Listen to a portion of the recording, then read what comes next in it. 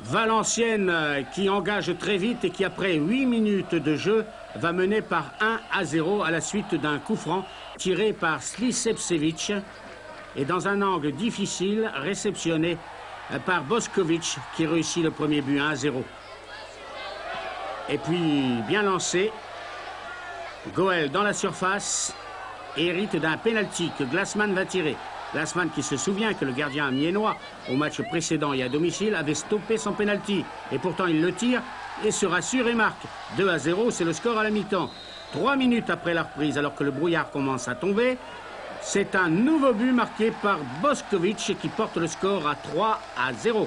Et ça n'est pas fini, c'est par 4-0 à la suite de ce ballon lancé par Glassman que Valenciennes va l'emporter avec un débordement ici encore du même Boskovic et d'un centre qui va permettre à Grosselin, monté en attaque, de marquer le 4e but. Maîtrise le jeu. Ici, Boskovic manque le cadre. On a frôlé la catastrophe. Nous sommes maintenant en deuxième mi-temps et l'ex-lyonnais signe le premier but pour ses nouvelles couleurs. Un but qui va libérer le millier de spectateurs présents. À la 73e minute, un tir sous la barre après un bon service de Chavanon. Prieur, le chasseur de but, a frappé. Valenciennes réagit par son duo d'attaque Boskovic-Goel, très entreprenant hier soir. Mais Châtrefou reste vigilant. Bourges maintient péniblement la petite différence au tableau d'affichage.